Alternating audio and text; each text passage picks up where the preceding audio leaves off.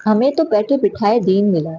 ہمیں بیٹھے بٹھائے دین اس لیے ملا ہے کہ ایک صحابی تھے اور وہ کافروں سے تنگ آ گئے. تو انہوں نے آپ صلی اللہ علیہ وسلم سے کہا کہ آپ ہے نا اللہ تعالیٰ سے دعا کریں کہ ان کافروں سے ہمیں نجات دلا دے. تو آپ صلی اللہ علیہ وسلم نے فرمایا کہ پچھلے جتنے لوگ مسلمان تھے نا تو وہ کیا کرتے تھے, ان کے تو جسموں کو آروں سے کاٹ دیا جاتا تھا, 2 ٹکڑے کر دیے جاتے تھے اور ان کے جسم میں کنگھی کو گھسا کر رگڑا جاتا تھا, پھر بھی وہ اپنے ایمان سے نہیں ہٹے.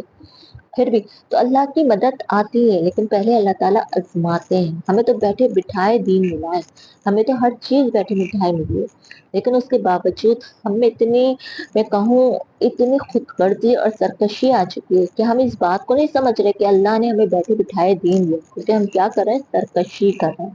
اور یہ جو سرکشی ہم کر رہے ہیں نا, تو اس کا نتیجہ ہم خود ہی بھگتیں گے. پھر یہ مت کہیے گا کہ ہم پتہ نہیں کس چیز کا ہمیں یہ صلہ مل رہا ہے. تو ہمیں اس چیز کا صلہ مل رہا ہے کہ ہم ٹک ٹاک پر آ رہے ہیں, ہم یوٹیوب پر آ رہے ہیں, ہم انسٹاگرام پر آ رہے ہیں, ابھی حیائی سے آ رہے ہیں. دیکھیں, اچھے کام کیجیے, یہ ایک ایسی فیلڈ ہے جس میں آپ اس کو اچھے طریقے سے لے کر چلیں گے تو اس میں آپ کو کامیابی بھی ملے گی. کامیابی نصیب سے ملتی ہے, نہ کہ شکل سے, نہ ہی صورت سے ملتی ہے.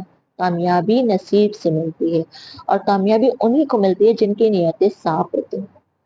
ٹک ٹاک پہ, یوٹیوب اور انسٹاگرام یہ ایک ایسی فیلڈ ہے کہ اگر ہم اس کو اچھے طریقے سے لے کر چلیں نا, کتنے لوگ ہیں جو بہت اچھے طریقے سے یعنی جو ہوم کام کر رہے ہیں. کچھ لوگ ایسا کر رہے ہیں کہ آن لائن جو ہے وہ ہوم کام پر, جیسے سوپ بنانا ہے, جیسے ریزنگ آرٹس کا کام ہے, جیسے کیا کہتے ہیں مومس کا کام ہے. بہت ساری لیڈیز کام کر رہی ہیں, وہ اپنی شکل نہیں دکھاتی ہیں, وہ اپنے ہاتھ سے جو کام کر رہی ہوتی ہیں وہی کام کرتی ہیں.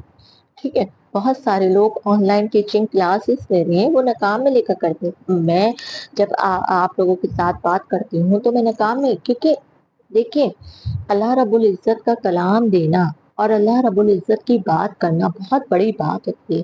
اور اللہ نے یہ کسی ایک انسان کے سپرد نہیں کیا, بلکہ تمام جو مسلمان ہیں نا ان کے کاندھوں پہ یہ ذمہ داری رکھتی ہے کہ یہ پیغام تمہیں جو تمہارے پاس ہے وہ آگے تک پہنچاؤ, لوگوں کو دو, تاکہ لوگوں میں شعور آئے, لوگوں میں دین آئے.